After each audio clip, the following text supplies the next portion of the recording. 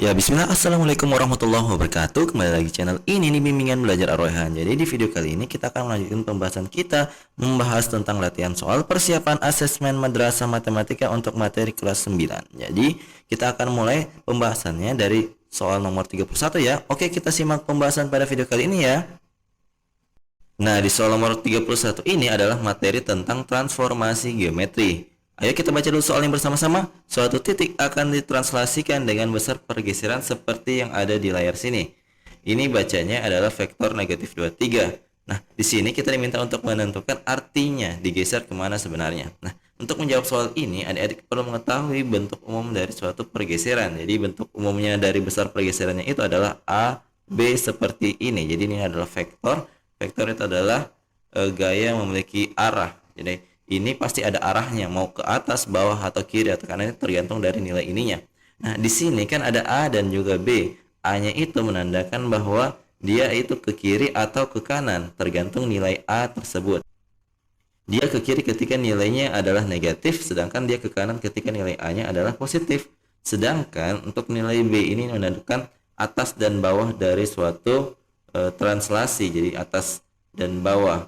Kapan dikatakan sebagai dia ke atas ketika nilainya positif, kapan dia ke bawah ketika nilai dari B itu adalah negatif. Nah, di sini kan di soalnya ada nilainya. Nilainya itu adalah negatif 2, 3. Nah, A-nya di sini kan negatif, maka ini menandakan dia arahnya 2 ke kiri. Kemudian untuk yang 3 di bawah itu nilai B-nya, karena dia positif, maka dia menandakan dia 3 ke atas, benar.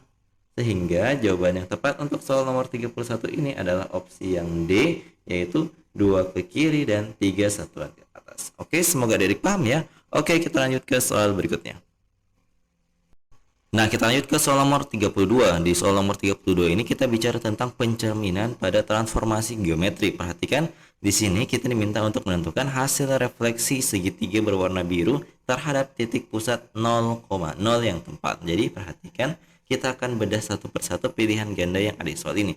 Kita mulai dari opsi yang A. Di sini kalau kalian perhatikan, yang segitiga biru ini dicerminkan terhadap garis yang ini namanya sumbu Y. Jadi ini adalah sumbu Y. Jadi karena ini dicerminkan terhadap sumbu Y, berarti bukan ini yang merupakan jawabannya.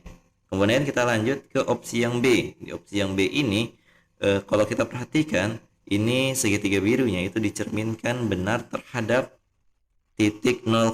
Jadi di sini 0,0 dia benar bahwa dia merupakan pencerminan atau dicerminkan terhadap titik 0,0. Jadi sebenarnya jawaban untuk nomor 32 ini adalah opsi yang B. Tapi kita lanjut. Di opsi yang C, salahnya di mana?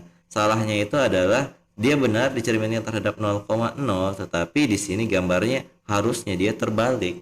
Dia berlawanan dengan gambar aslinya seperti yang ada di opsi yang B. Jadi harusnya dia menghadap ke bawah.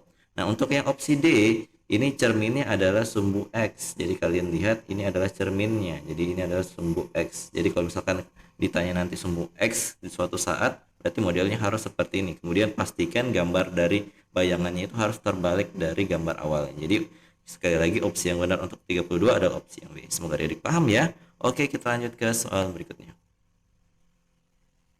Nah, di soal nomor 33 ini kita bicara tentang sifat dari suatu transformasi geometri, entah itu dia translasi, itu refleksi, dilatasi maupun rotasi. Nah, kebetulan di sini yang ditanyakan adalah suatu bangun datar di koordinat kartesius yang mengalami dilatasi tidak mengalami perubahan apa. Nah, untuk menjawab ini kalian perhatikan tabel yang berikut ini.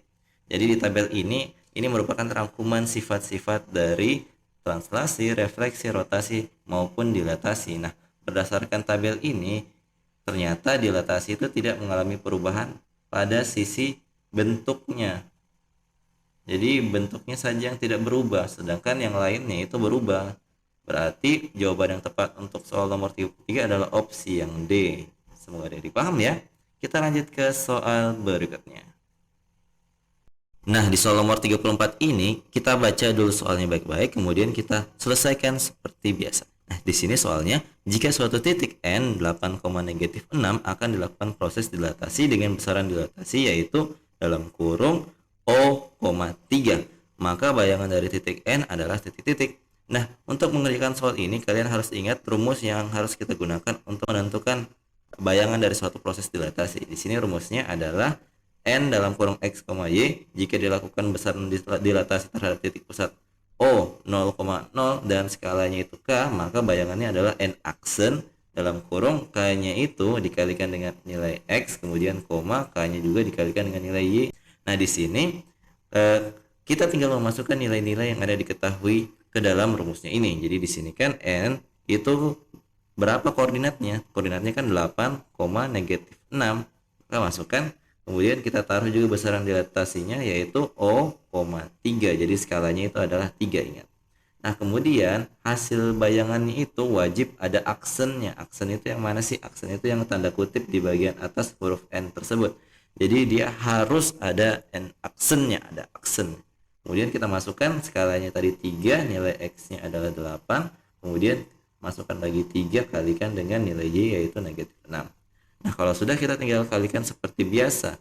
Di sini tulis ulang N aksennya, 3 kali 8 adalah 24. Jadi ingat di sini ada kali ya, kali. Kemudian koma, positif kali negatif negatif, 3 kali 6 adalah 18. Berarti jawaban yang dari soal ini harusnya adalah N aksen 24, -18. Nah, berarti jawaban yang tepat untuk soal ini tidak ada ya kebetulan. Jadi di sini kalian bikin opsi sendiri saja E. Mungkin kesalahan kami dalam penulisan soal saja. Jadi jawaban yang tepat adalah yang seperti ini. Semoga adik-adik paham ya. Oke, kita lanjut ke soal berikutnya. Nah, kita lanjut ke soal nomor 35. Di soal nomor 35 ini adalah materi tentang kesebangunan dan juga kekongruenan materi kelas 9. Nah, di sini perhatikan ada dua buah segitiga. Segitiga yang pertama berwarna biru, itu namanya segitiga ABC. Dan di sebelah kanan ada segitiga berwarna hijau, namanya adalah segitiga DEF. Nah, di sini diketahui segitiga ABC itu kongruen terhadap segitiga DEF. Maka nilai sudut A adalah titik-titik. Nah, ingat kalau misalkan suatu bangun datar itu dikatakan kongruen terhadap bangun datar lainnya, itu artinya sudutnya itu sama persis dan juga sisi-sisi yang bersesuaian itu sama besar. Jadi perhatikan, karena kita bicara tentang sudut, maka sudutnya itu harus sama besar yang bersesuaian. Jadi perhatikan, yang ditanya itu adalah sudut A. Jadi sudut A di sini letaknya ada di bagian atas. Jadi kalau kita perhatikan, dia posisinya itu bersesuaian dengan sudut E yang ada di segitiga DEF. Berarti kalau misalkan kita langsung jawab soal ini, jawabannya yang tepat adalah 95 derajat karena dia memiliki sudut yang bersesuaian dengan sudut E, maka besarnya juga sama, maka besarnya adalah 95 derajat juga. Nah, kalau misalkan yang ditanya adalah sudut F, berarti besarnya adalah yang ini. Besarnya adalah sesuai dengan sudut B, yaitu 46 derajat. Di sini 46. Nah, tetapi kalau misalkan nanti suatu saat yang ditanya adalah sudut C maupun sudut D yang belum diketahui nilainya ini, maka ingat bahwa total sudut segitiga itu besar sudutnya adalah 180 derajat. Jadi ketika dijumlahkan, sudut E ditambah sudut F ditambah dengan sudut D itu haruslah 180 derajat. Nah, sedangkan sudut E kan sudah kita ketahui ya, 95. Kemudian sudut F juga 46 sudah diketahui. Kalau misalkan yang ditanya adalah sudut D, maka kita caranya itu mencari, kita jumlahkan dulu sudut E dan sudut F yang sudah diketahui. Jadi 95 tambah 46 kalau kita jumlahkan 1, ingat 1, berarti sini adalah 141 derajat. Jadi ini adalah 141 derajat ditambah dengan sudut D sama dengan 180 derajat. Berarti kalau ditanya sudut D-nya saja, ini otomatis pindah ke ruas kanan berubah menjadi tanda negatif.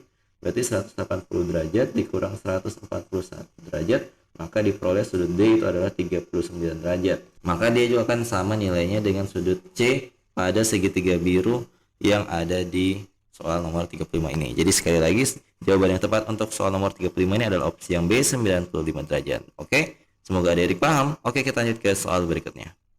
Nah, di soal nomor 36 ini kita masih bicara tentang yang namanya kongruen. Jadi ada dua buah bangun datar, ada segi 4 ABCD dan juga segi 4 EFGH, dikatakan di sini saling kongruen. Kemudian yang diminta di sini adalah nilai X yang memenuhi dari soal nomor 36 ini. Jadi coba perhatikan, untuk menyelesaikan soal ini kalian langsung fokus di bagian sisi yang ada nilai X-nya.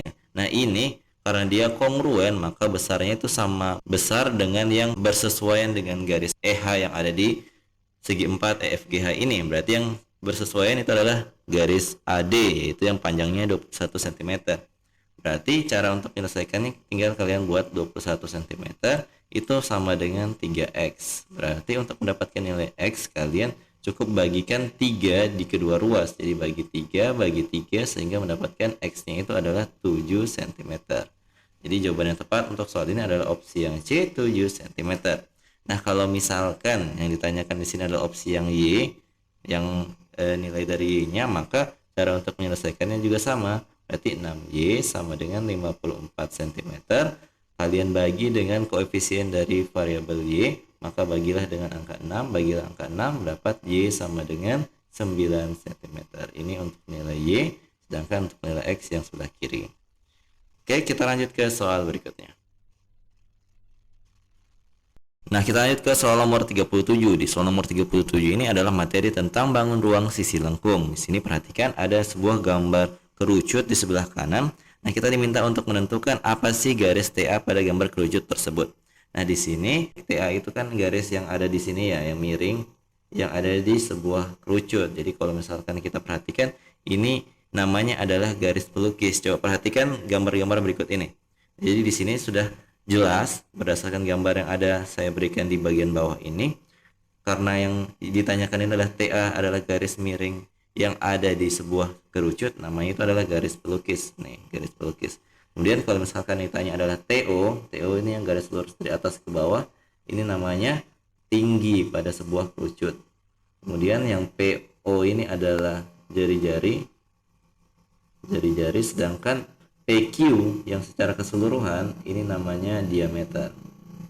Jadi perhatikan. Nah, untuk bangun ruang lainnya silahkan pelajari sendiri. Di sini ada tabung, ada bola, tinggal kalian hafalkan sendiri mana sih unsur-unsur yang terdapat pada bangun ruang tersebut. Tapi kita kembali ke soalnya, yang diminta di sini garis TA tersebut sekali lagi adalah opsi yang B, yaitu garis pelukis. Oke, kita lanjut ke soal berikutnya. Nah, kita lanjut ke soal nomor 38. Di soal nomor 38 ini kita baca dulu soalnya bersama-sama. Jika diketahui jari-jari sebuah tabung adalah 7 cm dan tinggi tabung tersebut adalah 5 cm, maka volume tabung tersebut adalah titik-titik. Jadi untuk menyelesaikan soal ini tentunya kalian harus mengingat kembali apa sih rumus volume tabung. Jadi volume tabung itu rumusnya adalah V R pangkat 2 kali T. Jadi ini adalah rumusnya. Berarti kita tinggal masukkan apa saja yang diketahui soal ini ke dalam rumusnya ini. Berarti V yang kita gunakan apa? Kan V ini ada dua ya. V-nya itu adalah 22/7 atau V 3,14. Nah, yang akan kita gunakan adalah V yang 22/7. Kenapa? Karena jari-jarinya di sini bisa dibagi 7. Maka kita tuliskan 22/7 dikali dengan 7 kali 7 dikali dengan tingginya adalah 5. Nah, perhatikan di sini ada yang bisa dicoret. 7 dibagi dengan 7 kan habis. Kemudian yang tersisa tinggal 22 dikali 7 dikali 5. Nah, 5 kali 22 itu adalah 110. Kemudian kita kalikan 7, maka hasilnya adalah 770. Satuannya adalah cm pangkat 3. Sehingga jawaban yang tepat untuk soal nomor 38 ini adalah opsi yang B, yaitu 770 cm pangkat 3. Jangan lupa rumus volume tabungnya ya. Oke, kita lanjut ke soal berikutnya. Nah, di soal nomor 39 ini kita diminta untuk menentukan rumus volume dari bola. Jadi di sini daripada kalian lupa membayangkan kemudian kalian tidak ingat, maka di sini sudah saya siapkan beberapa rangkuman rumus yang ada di bangun ruang sisi lengkung, mulai dari tabung, ada kerucut dan juga bola. Jadi perhatikan di sini untuk bola, volume bolanya itu rumusnya adalah 4/3 VR pangkat 3. Berarti opsi yang benar untuk soal nomor 39 ini adalah opsi yang B. Jadi jangan lupa untuk dihafal rumus-rumus lainnya ya.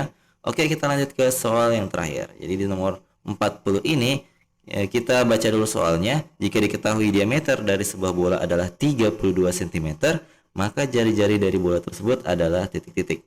Nah, untuk mengerjakan soal ini kalian harus mengingat hubungan antara jari-jari dan juga diameter. Jadi kalau misalkan diketahui jari-jari, untuk menentukan diameter itu kalian harus mengalikan jari-jarinya dengan angka 2, maka kita peroleh diameternya. Tetapi kalau misalkan diketahui diameternya, maka diameternya itu harus dibagi 2 untuk mendapatkan jari-jarinya. Jadi dua rumus ini kalian harus ingat untuk menentukan salah satu yang diketahui dan juga yang ditanyanya. Nah, perhatikan di sini kebetulan yang diketahui adalah diameter. Kemudian yang ditanya adalah jari-jarinya, maka kita perhatikan diameternya kita bagi 2, 32 dibagi 2, maka hasilnya adalah 16 cm. Ini adalah jari-jari dari bola yang ditanyakan. Berarti opsi yang benar untuk soal nomor 40 adalah opsi yang C, 16 cm. Nah, jadi itu dia tadi part terakhir dari pembahasan latihan soal persiapan asesmen madrasah untuk mata pelajaran matematika dari kelas 7, 8, dan 9 yang telah kita bahas dari video sebelumnya. Jadi kalau misalkan kalian merasa video ini bermanfaat untuk adik-adik semua, jangan lupa like, share, and subscribe channel ini. Dan jangan lupa nyalakan bel notifikasi untuk mendapatkan pemberitahuan lebih awal, oke? Sampai jumpa di video selanjutnya. Wassalamualaikum warahmatullahi wabarakatuh.